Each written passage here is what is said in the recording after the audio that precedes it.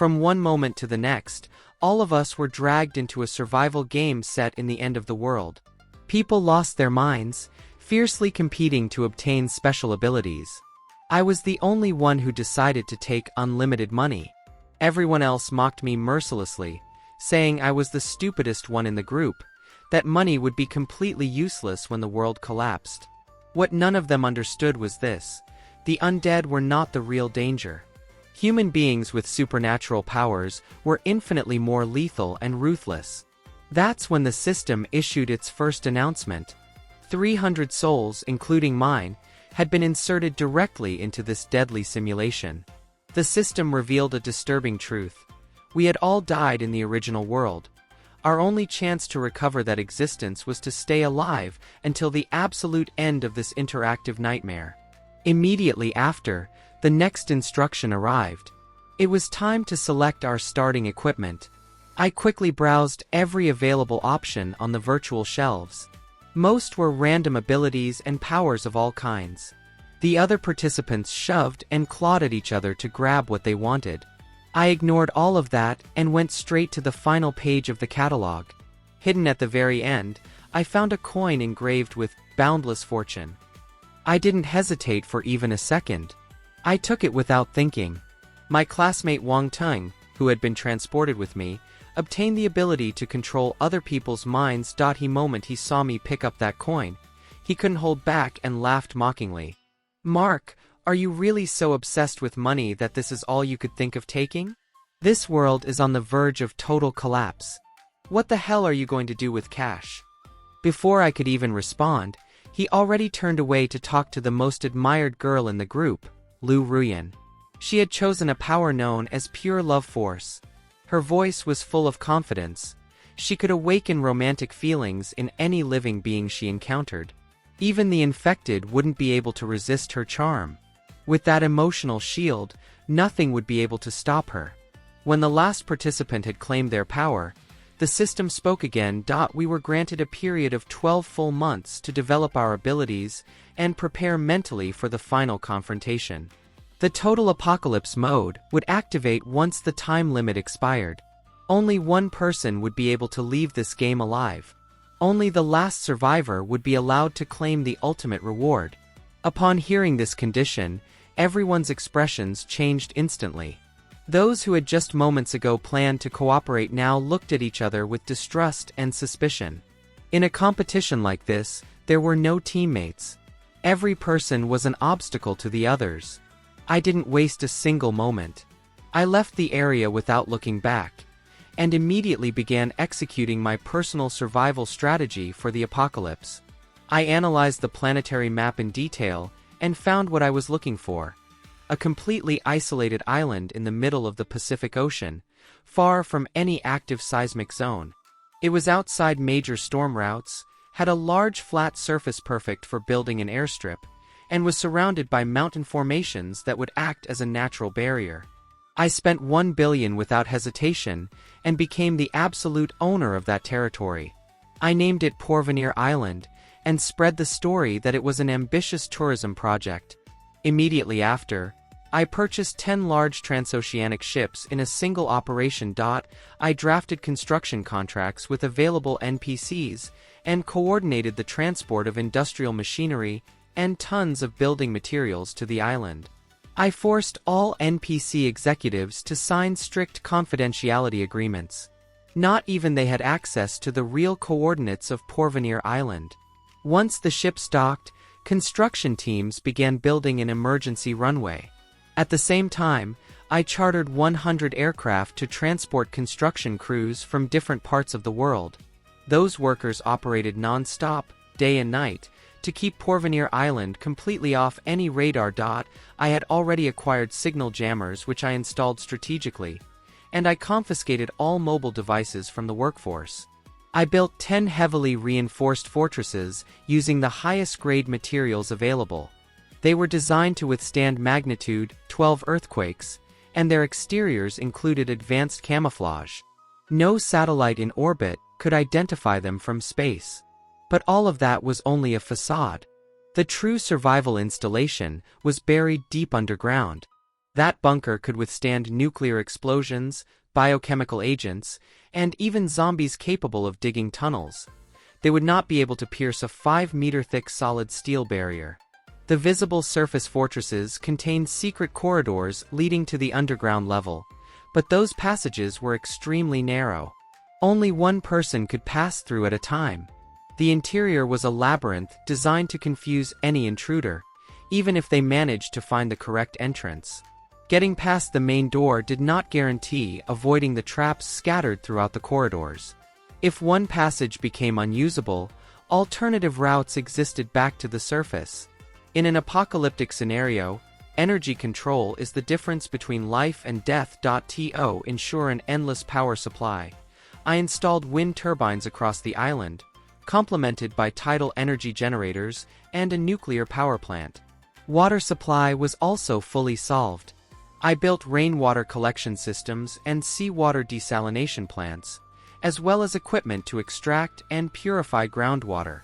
This infrastructure could turn contaminated water into completely safe drinking water, supported by sterilization technology using high and low temperature treatment, ultraviolet radiation, and chemical purification. The underground drainage system was massively overbuilt for extreme scenarios. Multiple air filtration and renewal systems were placed strategically to ensure a constantly clean and oxygenated atmosphere. I also stored 100,000 compressed oxygen cylinders as emergency backup for total lockdown situations. I divided the interior into 12 independent modules. If one or two failed, the others would continue functioning without interruption. Each module had a specific role. 3 of them contained advanced automated agriculture systems capable of producing vegetables, fish farming, and poultry raising. In 2 storage warehouses, I accumulated enough supplies to survive 10 years, essential medicine, food reserves, and large quantities of drinking water. Whenever NPCs started asking uncomfortable questions about the construction, a generous financial bonus was enough to shut them up. After that, I went to Eagleland, where I purchased military-grade weapons, including autonomous combat robot units and unmanned aerial reconnaissance vehicles.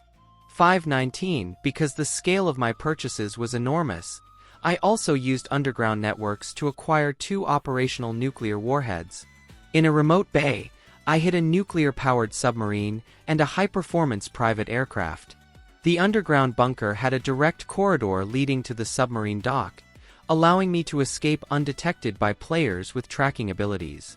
In the surrounding waters of the island, I placed artificial reefs as underwater obstacles.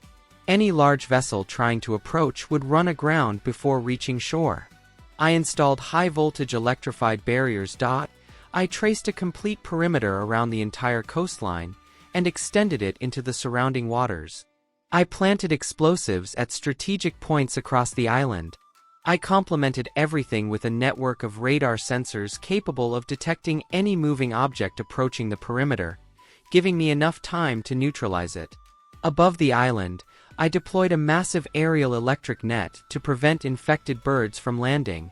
In less than 12 months, the island's defensive system was fully operational.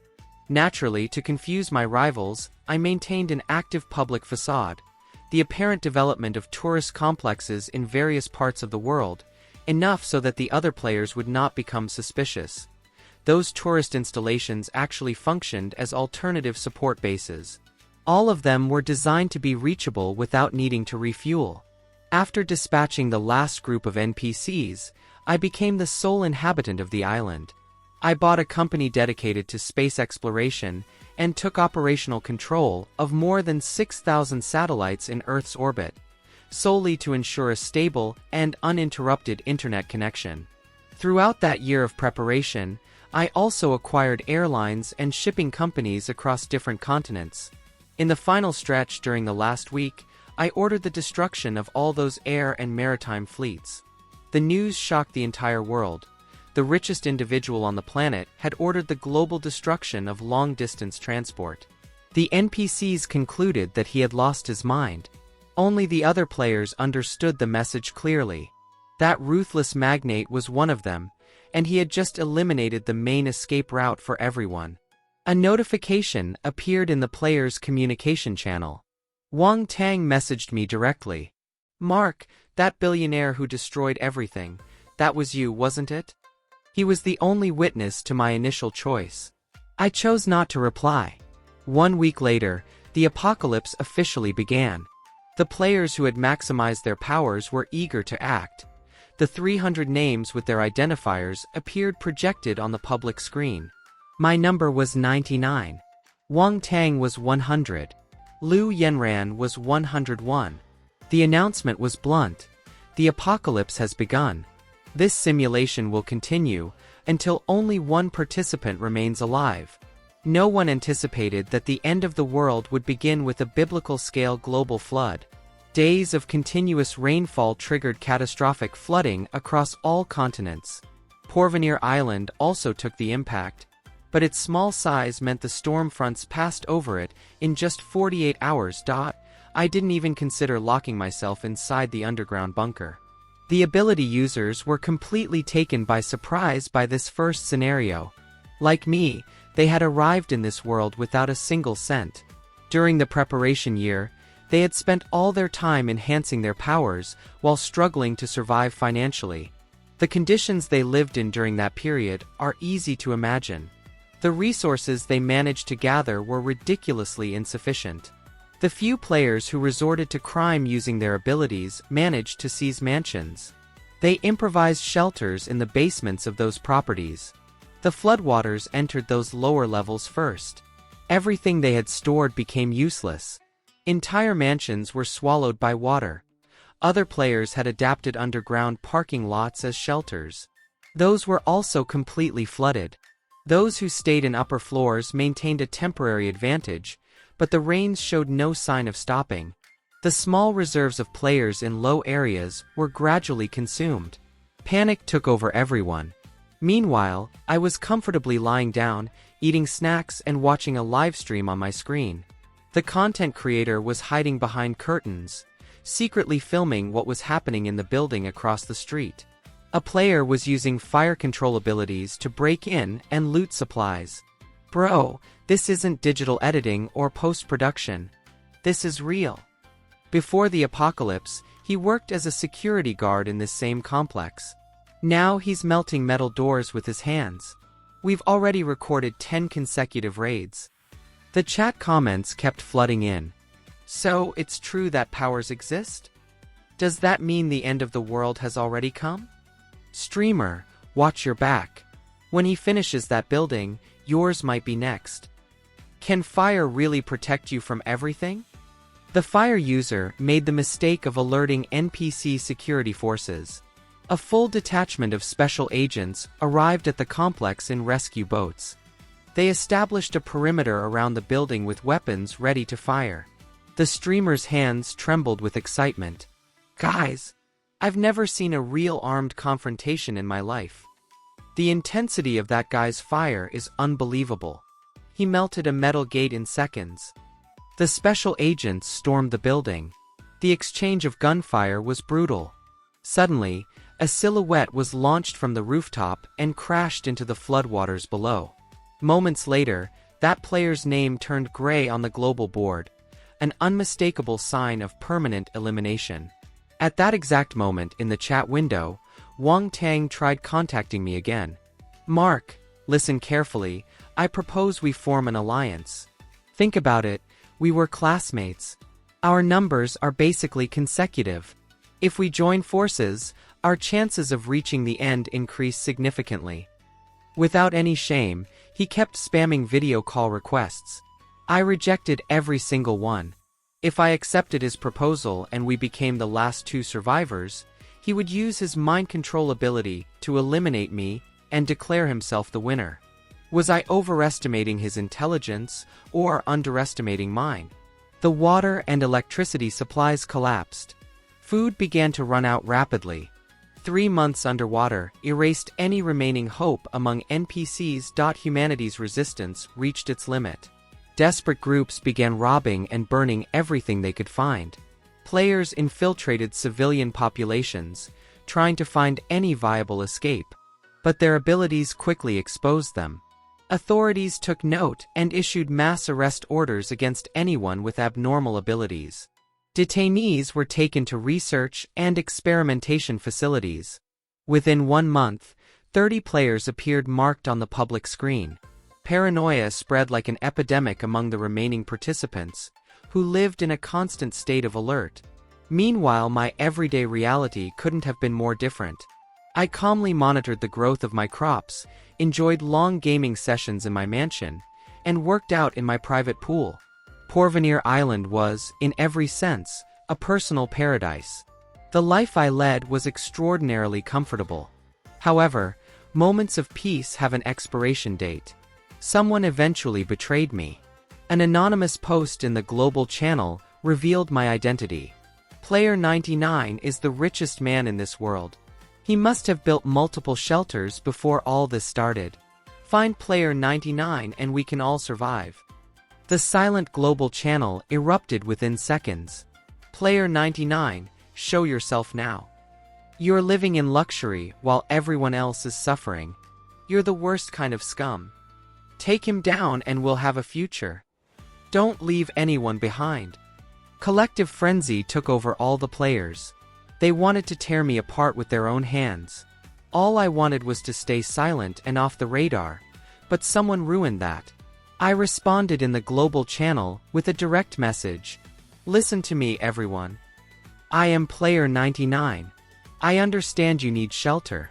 I can guide you. However, I only built facilities in 4 nations: the Dragon Kingdom, the Eagle Lands, the Hans Nation, and the Kangaroo Country. Each shelter has a maximum capacity of 20 people.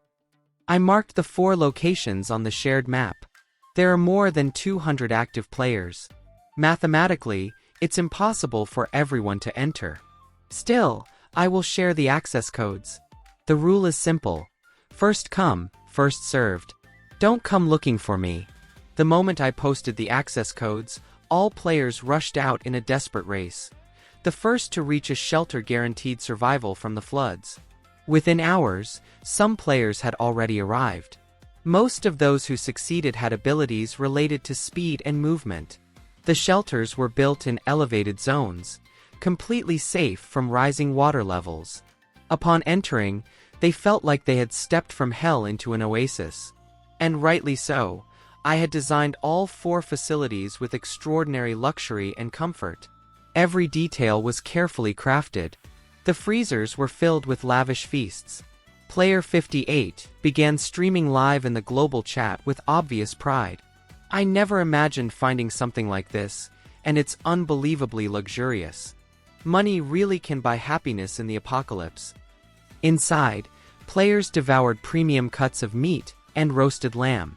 Glasses were filled with fine vintage red wine. The table was a display of high-end gastronomy. Player 58 reported that 12 people were already inside. They held an internal vote to seal off access to the Dragon Kingdom shelter.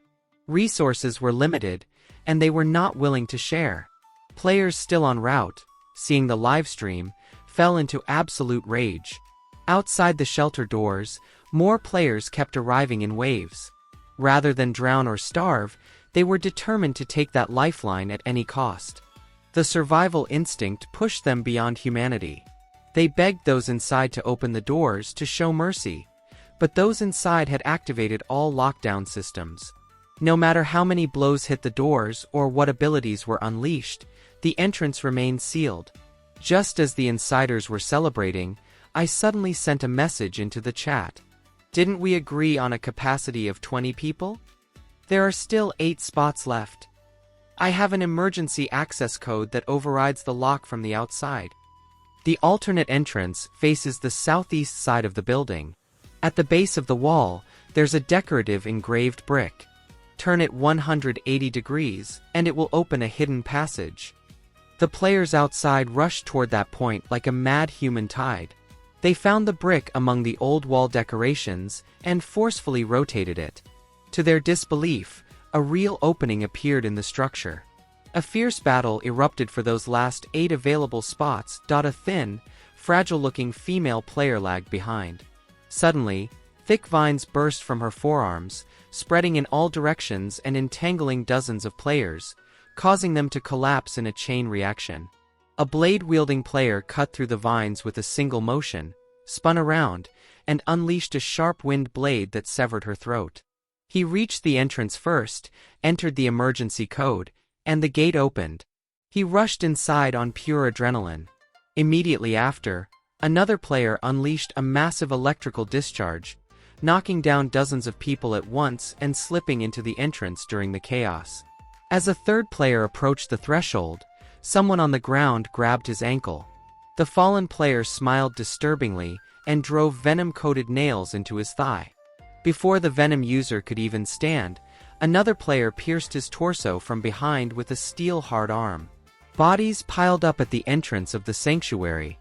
The desperation to survive had erased all traces of humanity. It became clear that the powers granted by the system were not meant to fight infected beings. Their true purpose was to make the players destroy each other. Those already inside the sanctuary could not remain passive. Their abilities focused on speed and movement, but they had almost no offensive power. If players with greater destructive abilities entered, they would be completely exposed. The blade and lightning users who had just broken in immediately realized this. They coordinated and began attacking those still outside. At that moment, the public scoreboard numbers began to surge. The elimination counter kept rising without pause. Human nature does not change regardless of context. In the other 3 sanctuaries, identical massacres erupted. I checked all my surveillance cameras, but found no sign of Wang Tang in any of them. But then again, why would someone like him even approach a sanctuary?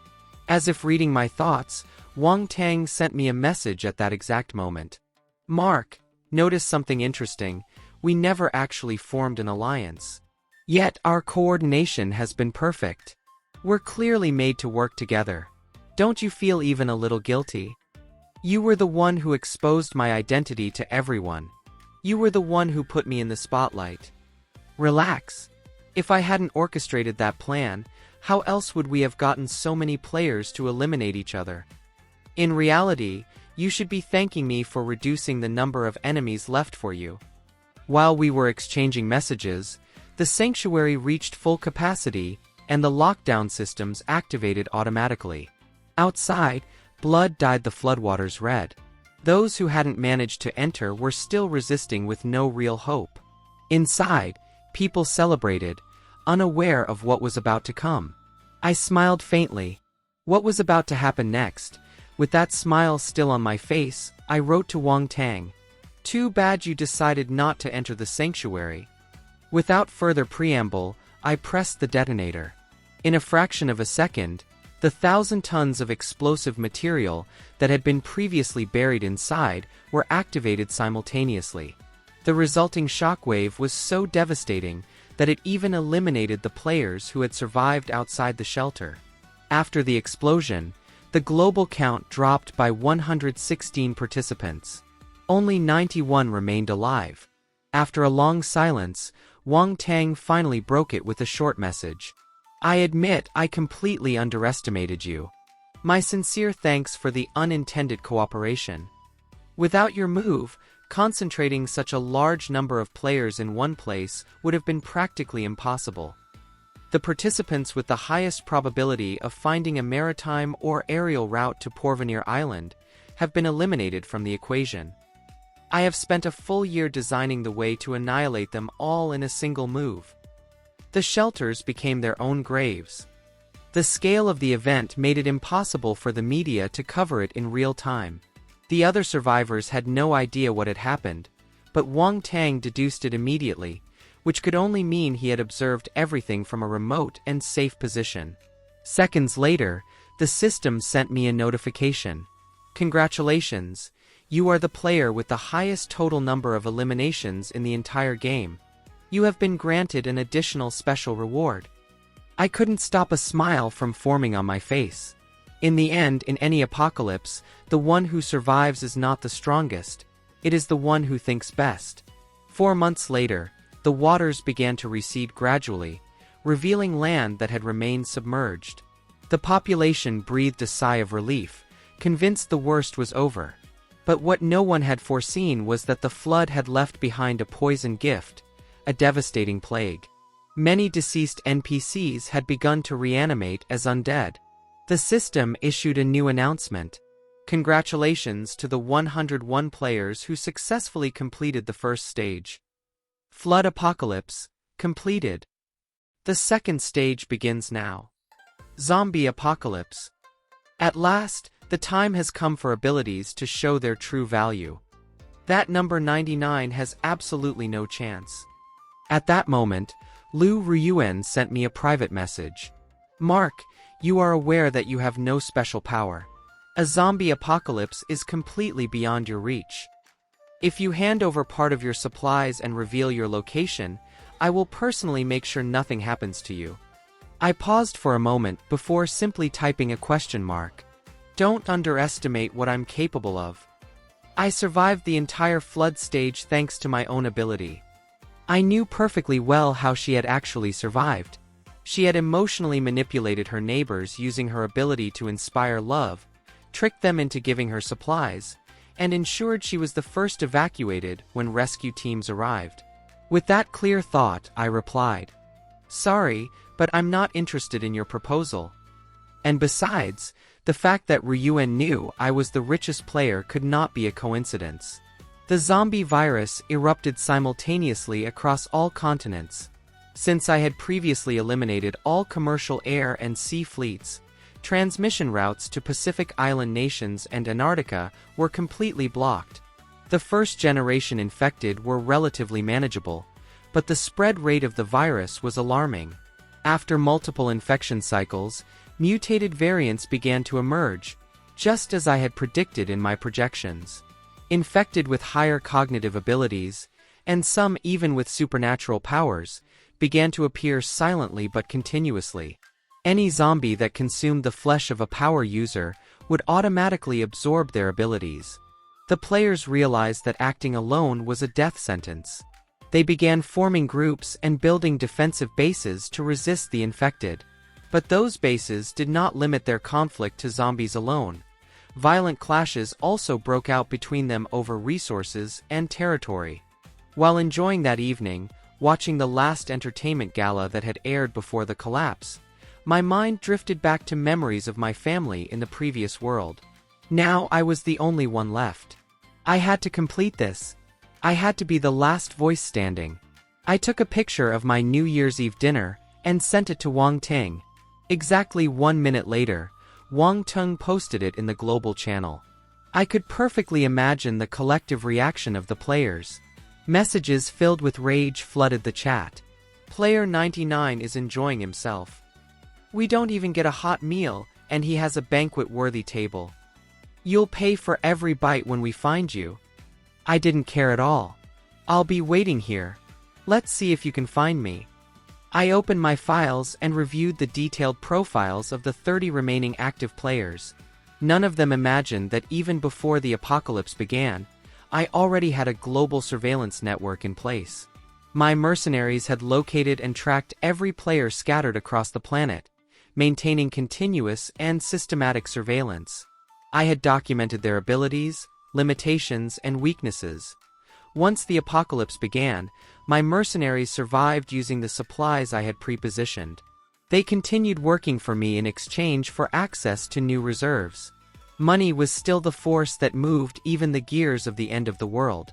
In an apocalyptic scenario, supplies became the most valuable currency.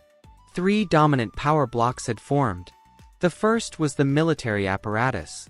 I possessed a formidable arsenal and a nearly impregnable base.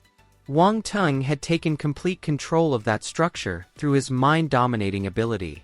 The second block was the infected. Among them, a figure of authority had emerged, the Zombie King.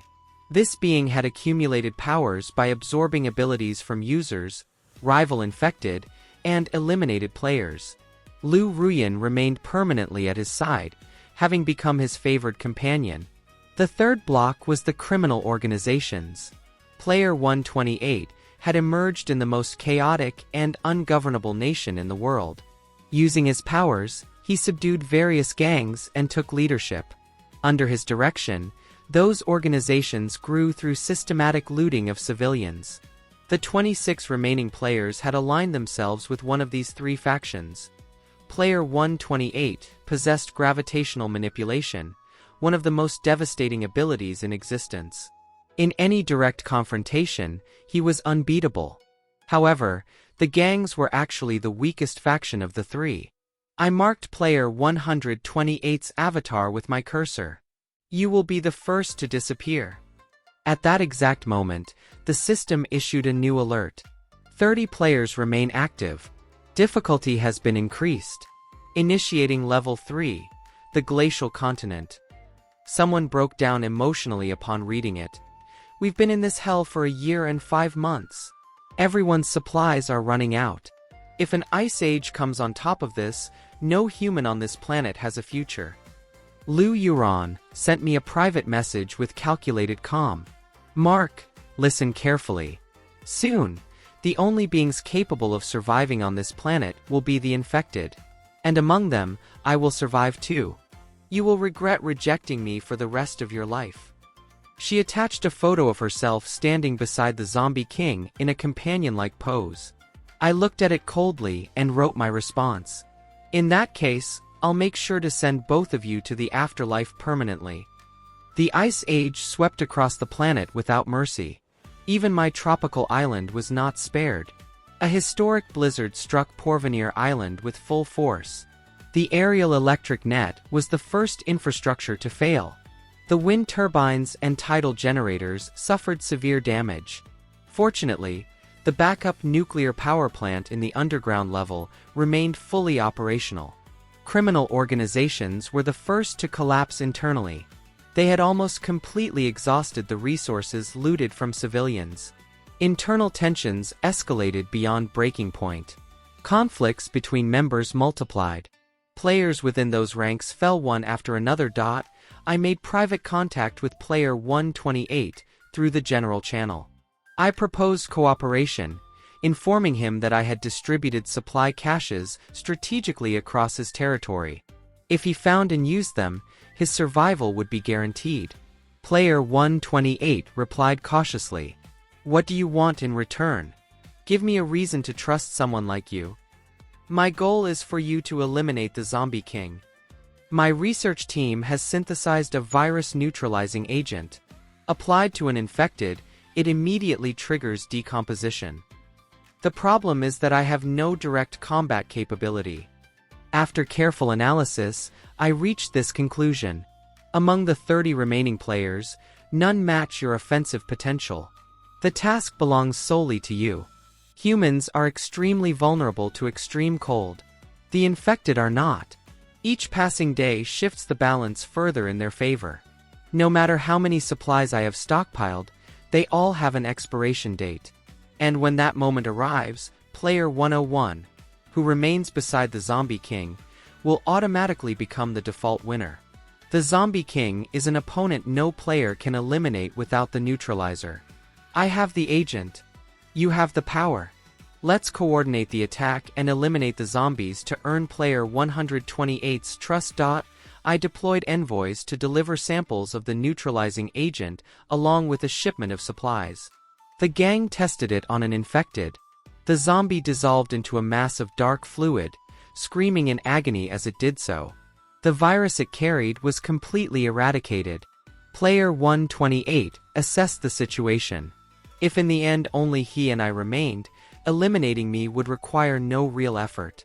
In his eyes, I was the weakest competitor of all. From his perspective, forming an alliance with me was the most logical and advantageous decision possible. That night, hundreds of drones carrying the neutralizing agent flew toward the infected hordes. The zombie king was resting with Lu Ruyan in his arms. His enhanced hearing immediately detected something unusual. He quietly got out of bed, taking care to cover her before moving. Tons of neutralizing agent mixed with falling snow descended from the sky. The mixture spread evenly across a vast area. The infected struck by the agent let out agonizing screams. One after another, they dissolved into pools of dark matter. The zombie king fell into an absolute rage. He launched himself from above, firing beams of pure energy from his palms, destroying the drone formations. Player 128 led the charge of the accompanying players. He activated his gravitational manipulation and pinned the zombie king to the ground with crushing force. Even the powerful zombie king was unable to move a single wrist. Several players converged on him. A primal roar erupted from the zombie king's throat. Hidden infected emerged from the shadows, leaping at the players like predators. Player 128 unleashed his full power. Entire structures were ripped from their foundations and collapsed under gravitational force. Massive blocks of stone crushed waves of infected. The zombie king was buried under tons of rubble. Player 128 smiled in triumph. That mass of stone was more than enough to pulverize the zombie king into particles. Lu Ruyan remained on the balcony, frozen. Covering her face with her hands, she let out a piercing scream. Player 128 snapped his fingers. The platform beneath Lu Ruyan collapsed. She fell into the void. A fall from that height left no chance of survival. At the most critical moment, the zombie king emerged from the rubble and caught her midair. At the same time, with his other hand, he unleashed nearly invisible threads that wrapped around player 128 at lightning speed. Player 128 turned pale in shock. None of his prior analysis had accounted for this ability. With a smooth but irresistible motion, the zombie king tightened the threads. Player 128's body was instantly torn apart. What the zombie king had not anticipated was that player 128's body had multiple embedded neutralizing agent charges. The containers shattered, engulfing him completely in the agent. Lu Ruyan screamed in horror. She watched helplessly as the zombie king slowly dissolved into pools of dark matter, frozen in terror. It was hell made real. She fled without direction, until the frozen ground collapsed beneath her and she fell into icy waters. This time, there would be no one to save her. A power that depends on the emotions of others is ultimately too fragile to survive. 12 more players disappeared from the global leaderboard. I eliminated them one by one from my tracking notebook. When I reached number 128, I found his weakness written beside his name. Universal gravitation. Unable to affect objects of extremely low mass, such as the threads projected by the zombie king. I prefer exploiting informational gaps to win battles before they even begin. At that point, my only active opponent was Wang Tung, in command of the military apparatus. He was consumed with the desire to end this game once and for all. He issued an open challenge in the global channel. This competition has always been reserved for superior intellects. Mark, I admit you've come far, but every game has an inevitable loser. End your own existence now, and I will spare you a far more painful ending. I always knew you had mercenaries, but no private army can rival an organized military force. You are nothing but a man with questionable wealth. I, on the other hand, have ballistic missiles, aircraft carriers, and fighter squadrons. Hide wherever you want, I will find you. I replied with a clear gesture in the chat. Wang Tung's mind control power was formidable, but it had a structural weakness. It required physical proximity and direct eye contact. As long as I remained deep inside the bunker, his ability was completely useless against me. However, I failed to anticipate his move. He ordered missiles to be launched directly at the coordinates of Porvenir Island. A rain of projectiles struck the island in continuous impacts. After some time, I still had not disconnected. Wang Tung could not process what he was seeing. Mark, I have to admit your shelter is extraordinarily resilient. In that case, I will come personally to drag you out. He mobilized his aircraft carrier toward those coordinates. For a vessel of that size and armor, my artificial reefs were no real obstacle. When he landed on Porvenir Island, the landscape was total devastation. The mountain formations had been flattened. The ground was filled with deep craters. Every defensive system had been neutralized. He looked at the exposed entrance to the underground bunker and smiled. certain the game was already over. He ordered his forces to bombard the entrance with all available heavy weaponry. After several sustained attacks, the gate finally gave way, revealing the interior corridor. At that moment, I sent him a video call request. He accepted with obvious satisfaction, and while scanning the completely dark tunnel he said, "It's too late to negotiate now, Mark." With a gesture of his chin, he ordered his men to advance. His intention was to drag me out by force. From the video call, I calmly pointed toward the infinite cosmos behind me. "Who told you I was on Porvenir Island? Open your eyes and see where I really am." A second after I finished speaking, a nuclear warhead detonated over Porvenir Island. Player 100's identifier turned permanently gray. The system activated a resonant victory fanfare. "Congratulations to Player 99, confirmed sole survivor. You have successfully completed the simulation." Wang Tung had a player in his ranks with a very particular ability. The ability to extract precise geographic coordinates from any photograph. At first glance it seemed useless, but Wang Tung had figured out how to turn it into his ultimate weapon. He had flooded me with video call requests to obtain screenshots that could be used to triangulate my location, but I rejected every single one. Later, I sent him that New Year's Eve dinner photo. Silently, he identified me as a fool, extracted the coordinates, and waited patiently for the gangs and the zombie king to be eliminated so he could strike the final blow and take everything. What he failed to realize was that I knew every one of his abilities in detail. That photograph had been deliberately leaked as bait to lure him to Porvenir Island. The moment I sent it, I had already left the island without leaving a trace. The reward the system granted me was instant teleportation to any destination in the universe. With all my supplies aboard, I was transported in an instant to a space station in orbit.